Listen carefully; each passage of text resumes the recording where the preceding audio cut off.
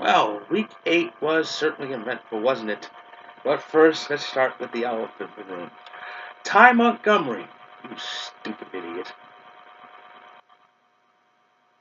So, we had a great opportunity to hand the Rams their first season, even better in LA.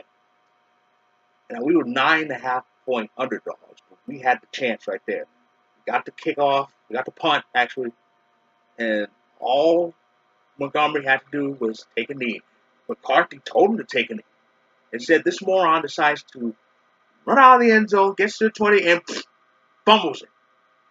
Now, I learned this fool was mad because he sat for a play, and that set him off. And then it set him off a bit more than he was told to take the knee. He had that "I'll show you" mentality, kind of like Steve Richards. "I'll show you, you'll see." And uh, um, he fucked it up. Aaron Rodgers was pissed, obviously, because anybody who watches football knows.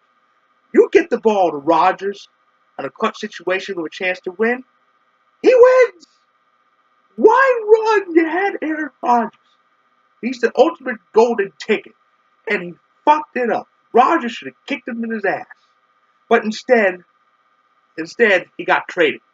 2 days after his blunder, uh, Ty Montgomery got traded to the Baltimore Ravens because yesterday was the trade deadline. All sorts of trades going on. He wasn't the only player we traded. The Packers traded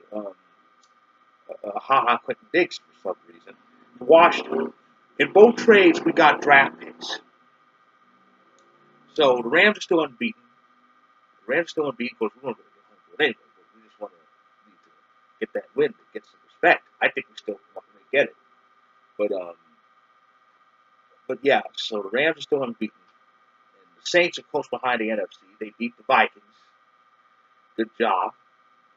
They made up for that playoff game. The Minneapolis Miracle. Um, what else? The Eagles may be back on track. We don't know.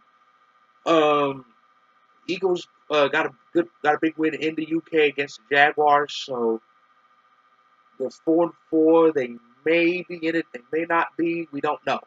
It's still a long season, even though half it's pretty much over almost. Washington beat up the poor Giants, poor Eli. Eli and Odell are too good to have this happen to them.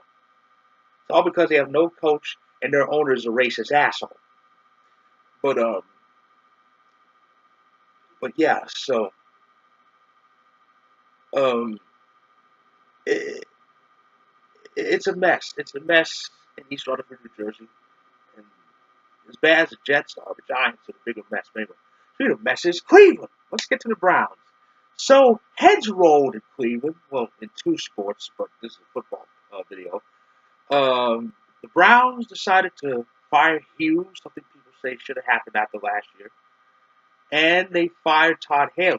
So they're cleaning house with their heads are rolling. Even with this, though, they're still off to a much better start than people thought they'd be. I mean, they're what two? What's their record? They're 2-5-1. So that's still much better. That's still much better than they were each of the last 2 years. So who knows what's next for the Browns? Who knows? But they had nowhere else to go but up anyway. So okay. And the Chiefs improved to 7-1, beating the Broncos team that is just dead. Um, Pittsburgh. Wow.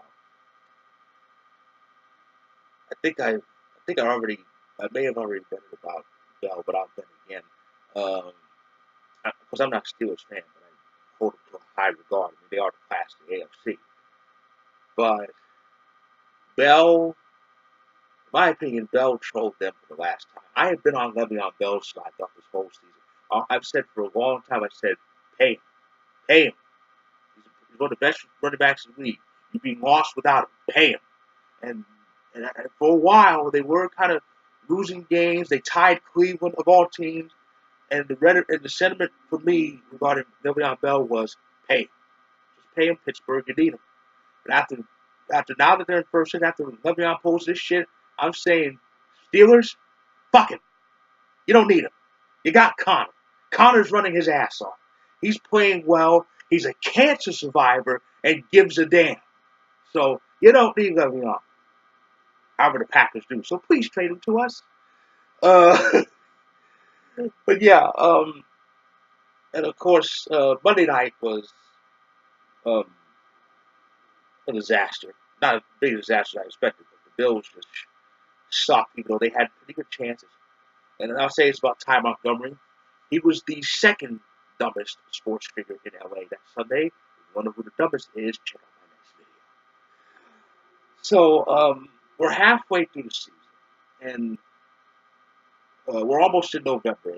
And November is really when the word playoff starts becoming more and more rampant. Now, the playoff race is really starting to intensify at Thanksgiving, but November is when the word playoff starts to get thrown around, like an Aaron Rodgers Hail Mary. And for the Packers, here's what the Packers situation is. Okay. We are in a cramped division, a bad and cramped division. Even at 3-1, we still have a good outside shot. We still have a good outside shot. But here's what the North looks like entering week 9. Bears are 4-3, Vikings are 4-3-1, Packers are 3-3-1, the Lions are 3-4. One game separating everything. So and we have New England next. That's the Sunday night game. We have New England in Foxborough too. So that's gonna be important. But what's in store for our division rivals in week 9?